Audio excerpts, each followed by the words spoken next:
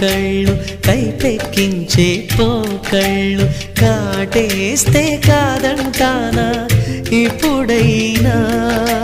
వయసేమైనా సొగసేమైనా మరపించే మనసేమైనా నవ్వు నవరాత్రి నీ కోసం తీసుకువస్తున్నా మైనా ఏమైనావే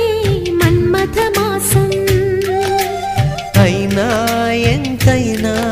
ఇది మెత్తని మోసం